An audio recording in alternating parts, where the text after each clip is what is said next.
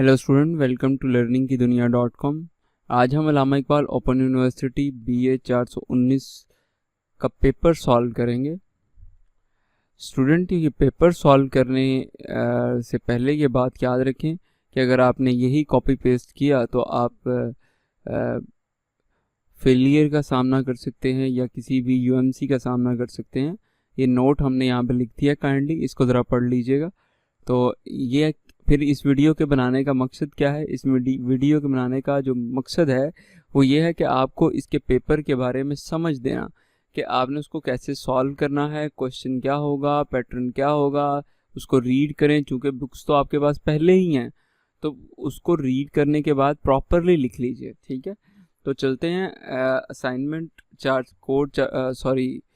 Paper code 419 है। अगर आपने इसको डाउनलोड करना है तो लिंक डिस्क्रिप्शन में मौजूद है या यहाँ पे आएँ, ये टैब हमने बना दिया आपके लिए, AIUU ऑटम 2020। अपना कोड सेलेक्ट करें, बाद में डाउनलोड बटन पे क्लिक करें, यहाँ से डाउनलोड कर लें, ठीक है। तो ये इसका PDF यहाँ पे मौजूद है। चलिए इसको डिस्कस करते हैं। इसकी विजिबिलिटी थोड़ी सी लो है क्योंकि हमें इसी क्वालिटी में ये दस्तयाब था। सवाल नंबर 1 है, इस्लाम में तालीम से क्या मुराद है? अंबिया इकराम के दौर तालीम की तंजीम कैसे हुई? तरक्की पसंदी की बुनियादी फ़िक्रों का तफसीलन जायज़ा लें।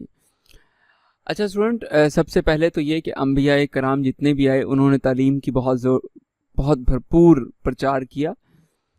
हज़रत मोहम्मद सल्लल्लाहु अलैहि वसल्लम से लेकर हज़रत आदम तक जितने भी अंबिया आए उन्होंने इंसानियत को जहालत से निकाला और तरक्की की तरफ, फ़न की तरफ, इल्म की तरफ, फ़नून की तरफ मुंतकिल करने की कोशिश की। लोगों को इल्म दिया कि वो इल्म सीखें, इस बात का इल्म दिया। कुरान ने सबसे पहले कहा इकरा, पढ़, इकरा पढ़। तो पढ़ने के बारे में सबसे पहले इंफॉर्मेट किया गया। अब यहाँ पे यही चीज़ आपने इस पेपर में सॉल्व करनी है कि हिस्ट्री बतानी है कि कैसे हज़रत सलमान रदवी रहमतुल्लाह अलैह जो थे, इन्होंने बड़े मौसर अंदाज में इस मज़मून को तहरीर किया है, तो आप इसको यूज़ कर सकते हैं, ठीक है। मिस्र, शाम या इराक़ में जितने भी अंबिया आए वो तौरात लेके आए, ज़बूर लेके आए या सहीफ़े लेके आए। वो जिस कौम के लिए थे, जिस मकतब के लिए थे, जिस नस्ल के लिए थे, उन सब में उन्होंने दीन का प्रचार किया, इल्म का प्रचार किया और लोगों को रवायात सिखाई, वो चीज़ें सिखाई जो वो भूल गए थे, ठीक है। इस सब को आप रीड कर सकते हैं और ख़ुद से भी लिख सकते हैं। इसके अंदर मैं ये समझूंगा कि अगर आप ग़ज़वा बदर वाला वाक़या लिखें कि वो कैदी जो कि आए थे जंग करने के लिए, कैद कर लिए गए, उसके बाद कहा कि पढ़ना लिखना सिखा दो, आज़ाद कर दिए जाओगे। जब सो मच इम्प्रेसिव वे है कि इतना अपने दुश्मन को कहा जा रहा है कि जस्ट लर्निंग दो और जाओ। तो ये कुरान की आयत लिखी गई है जिसका तर्जुमा है कुछ यूँ है, हर चीज़ में से और बयान किया गया, हर चीज़ को नाजिल कर दिया गया जो हमने आप पे खुशखबरी लिए हुए मुसलमानों के लिए हिदायत और रहमत है। यानी ये कुरान की तारीफ़ के बारे में कहा जा रहा है कि ए नबी, हमने जो तुम पे नाजिल किया लिल मुस्लिमीन वल बुशरा व रहमत व हुदल लिश्शय्यीन, कि ये हमने ऐसी मुसलमानों के लिए, लोगों के लिए ऐसी चीज़ भेजी है जो खुशखबरी सुनाती है, रहमत है, ठीक है, और खोल खोल के बयान करती है, ये आपकी तरफ नाजिल की गई है, ठीक है। ये पेपर ऐसा टोटली कोई 100% आइडियल पेपर सॉल्व नहीं हुआ, लेकिन एक आइडिया है कि आप ऐसे पेपर सॉल्व कर सकते हैं, ठीक है। इसमें ये बात लिखी गई है कि हुज़ूर अकरम सल्लल्लाहु अलैहि वसल्लम से पहले जो कौम थी उसमें जिना, डकैती, बुत प्रस्ती, औलाद का कत्ल, जिंदा बेटियों को दरकोर करना, चोरी, कत्ल गारत, ये सब कुछ था। तो उसके बाद हुज़ूर अकरम सल्लल्लाहु अलैहि वसल्लम ने आने के बाद अपने तफ़हीम अफ़हाम के साथ, हदीस के साथ, कुरान के इल्म के साथ, वही शुतरबन जो थे, जो लड़ते थे, जो तलवारें निकालते थे, उनको इल्म की तरफ राग़िब किया। और उसकी मिसाल फिर नबवी अहद में मिलती है कि सुफ़ा का चबूतरा बनना और इल्म दानिश की दरसगाह शुरू होना और फिर बगदाद, रोम, मिस्र और सब जगह पे इल्म और हिकमत का फैल जाना कि अंग्रेज़ भी फिर जो गोरा आज इल्म और हुनर का सर फहरिस्त है, बानी बनने की कोशिश करता है, लेकिन इब्तदा तो इसकी यही मुसलमानों ने की थी। इसके बाद सेकंड क्वेश्चन अगर आप देखें, अल्लामा इकबाल न सिर्फ शायर थे बल्कि एक मुफक्कर तलीम थे, इनके तलीमी अफकार पर तफसीली नोट लिखें। चलिए इकबाल को डिस्कस करते हैं। इकबाल गुजरे हुए अदीबों में, गुजरे हुए शायरों में, गुजरे हुए दानिश्वरों में, गुजरे हुए फ़लसफ़ियों में अगर किसी का नाम है तो वो इकबाल है।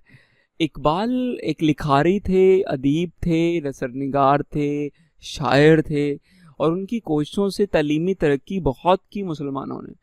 उन्होंने हर अच्छे काम को अपने अच्छे अशार के ज़रिए से अच्छे लोगों तक पहुंचाने की कोशिश की। वो कौम जो कि भूल बैठी थी, जो तफरकाबाजी में थी, जो कि अपनी आदात को भूल चुकी थी, उसमें उसको गामजन किया एक रास्ते के ऊपर। तो आप इकबाल के बारे में, इकबाल के शेरों को इस्तेमाल करते हुए बड़ा खूबसूरत इस पेपर को सॉल्व कर सकते हैं। ठीक है, इसमें आपने और बहुत कुछ किया, हिकमत से काम लिया, तफरकाबाजी से बचने की तरगीब दी, मुसलमानों को इकट्ठा होने की, जदीद अलूम से आरास्ता होने के लिए कहा, और कहा कि सीखो, इल्म सीखो। ठीक है,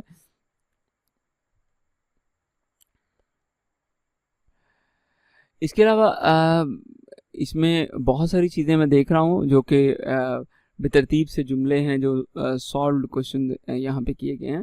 तो आप अपनी बुक से इकबाल के बारे में एक डिटेल आर्टिकल जो है वो आप लिख सकते हैं। उसमें इकबाल ने नौजवानों को मोटिवेशन दी, उसका उनका बड़ा कमाल एक शेर है, मुझे याद आ रहा है, खुदा तुझे किसी तोहफा से आशना कर दे, तेरे बहर की मौजों में इस्तराब नहीं। तो आप इस तरह के कभी है नौजवान मुस्लिम तदब्बर भी किया तूने, वो क्या गर्दू था तू जिसका है एक टूटा हुआ तारा, तुझे अपने आबा से कोई निस्बत हो नहीं सकती कि तू किरदार तू साबित वो सयारा। ये तालीम ही थी ना जो बता रही थी कि भाई तू कौन है, तेरा स्टेटस क्या है, तेरा मुकाम क्या है।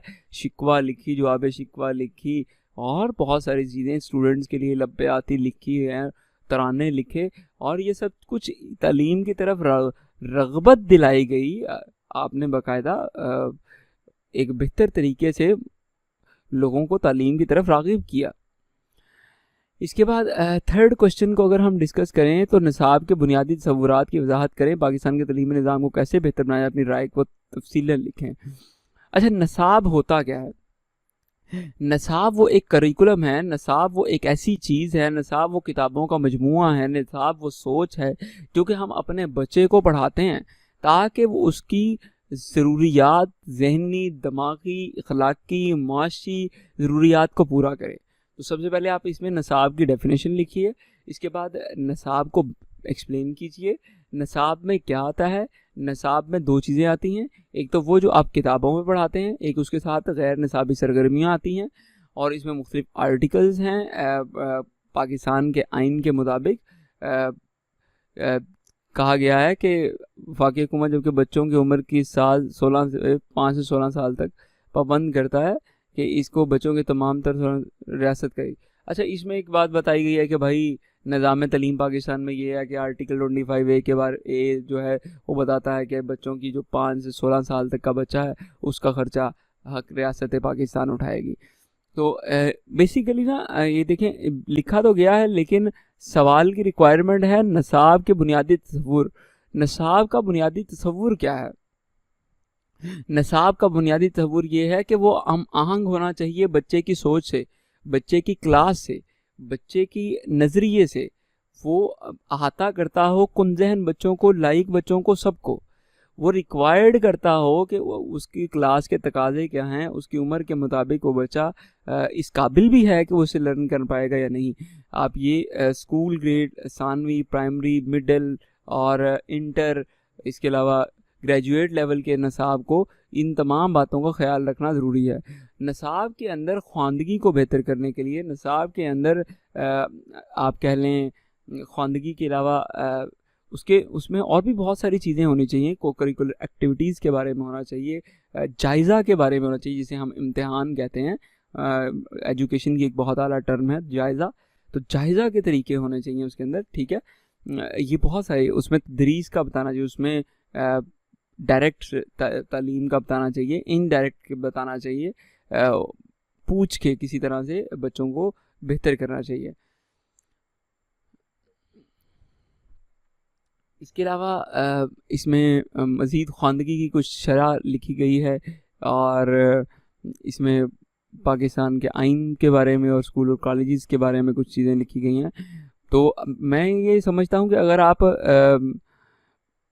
कौन हैं, आप मिसाल के तौर पर मैं कहता हूँ कि आप बेहतर कैसे कर सकते हैं इसको बेहतर करने का सिंपल और बहुत आला तरीका ये है कि आप सबसे पहले निसाब के तकाज़ों को देखिए, निसाब को समझिए, उन लोगों को लेके आइए जो निसाब बना सकते हो, करिकुलम डिज़ाइनर्स को लेके आइए, अपने रिक्वायरमेंट को सही समझिए, अपने शरह ख़वानदगी को समझिए, अपने आने वाले फ्यूचर को समझिए, 100 साला मकासद तहरीर कीजिए कि ये बच्चे 100 ईयर्स के अंदर कैसे परफॉर्म करेंगे, उसके मुताबिक निसाब डिसाइड करना चाहिए। अपनी कौमी लैंग्वेज के अंदर निसाब होना चाहिए। बहुत सारी जो आला बुक्स हैं उनको कौमी लैंग्वेज के अंदर तब्दील किया जाना चाहिए। तो आई थिंक ये 419 का जो पेपर है, ये इसमें ये बात ज़्यादा ज़रूरी है कि अपने आप निसाब के बारे में क्या चीज़ बेहतर तरीके से समझते हैं, वो आपको इसमें लिखना चाहिए। और आई थिंक ये जो आर्टिकल, जो मेरे पास ये फ़ाइल है, ये बहुत छोटी है, बहुत भद्दी सी है पेपर सोल्यूशन के अंदर, तो आपके पास भी यही आएगी, ज़ाहिर सी बात है। तो इस पर मैंने तो एक डिस्कशन शुरू कर दी ताकि जो मेरे पास इल्म है मैं अपना बयान कर सकूं। तो आपके पास जो इल्म है वो भी हेडिंग्स बनाते जाइए, लिखते जाइए और इसको लंबा करते जाइए, तो इंशाल्लाह एग्ज़ाम्स में आप अच्छा परफॉर्म करेंगे। कॉपी करने से आपको 100% मैंने मना किया है, काइंडली बाज रहिएगा। अगर आपको हमारी ये डिस्कशन अच्छी लगे या ना भी लगे तो कोशिश कर सकते हैं, आप हमें सब्सक्राइब कर सकते हैं। ये हमारे कुछ मीडिया सोशल मीडिया ग्रुप्स हैं, फेसबुक पे आए हैं हम, ट्विटर पे है, पिंटरेस्ट पे हैं, इंस्टाग्राम पे हैं, यूट्यूब पे हैं, जहाँ दिल करे आपका आप सब्सक्राइब कर सकते हैं। अल्लाह हाफिज़।